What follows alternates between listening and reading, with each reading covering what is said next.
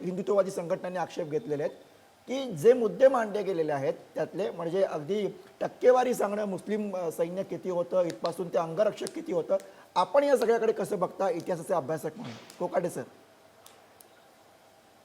छत्रपती शिवाजीचा इतिहास हा भव्य उत्तुंग असा इतिहास आहे आणि छत्रपती शिवाजीराजेंनी जसा स्वतःच्या धर्माचा अभिमान बाळगला, म्हणजे हिंदू धर्माभिमानी होते, म्हणजे आताच्या संकल्पना इतिहासावरती लादणं पूर्णतः चुकीचं आहे. म्हणजे सेक्युलरिझम हे ते सगळ्या मॉडर्न कन्सेप्ट आहे. बरोबर. आजच्या संकल्पना इतिहासावर लादणं हे पहिल्यांदा आपण चुकीचं आहे समजून घेतलं पाहिजे. शिवाजी महाराजांना धर्माचा अभिमान होता, ते ईश्वरवादी होते, पण त्यांनी परधर्माचा कोठेही द्वेष केल्याची नोंद नाही.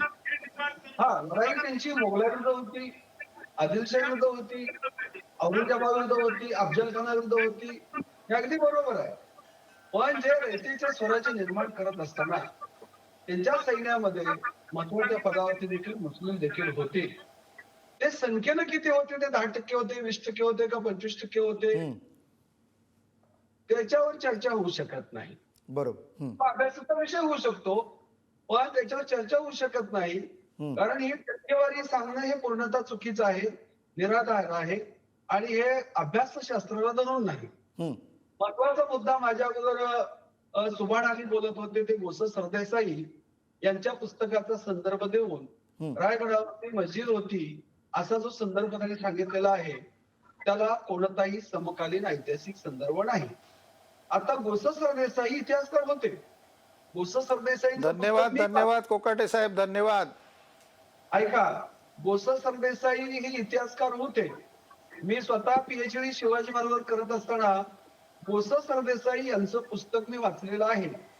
परंतु गोसा सरदेसाई यांचं पुस्तक हे समकालीन नाही. त्यामुळं संदर्भाचे दोन प्रकार पडतात. एक अव्वल दर्जाचे संदर्भ आणि दुसरा आहे तो दुय्यम दर्जाचे संदर्भ. त्यामुळे गोसा सरदेसाई यांचं जे पुस्तक आहे, यांचा जो ग्रंथ आहे, तो अव्वल दर्जाचा संदर्भामध्ये येत नाही आणि ते समकालीन साधनामध्ये देखील येत नाही. कारण गोसा सरदेसाई यांनी काय संदर्भ दिलाय? तर गोसा सरदेसाई यांनी कोणताही संदर्भ दिलेला नाही. त्यामुळे गोसा सरदेसाई यांनी त्यांचा जो संदर्भ आहे तो तथ्यहीन आहे, निराधार आहे. त्यामुळे रायगडावरती मस्जिद असल्याचा कोणत्याही समकालीन कागदपत्रामध्ये उल्लेख नाही.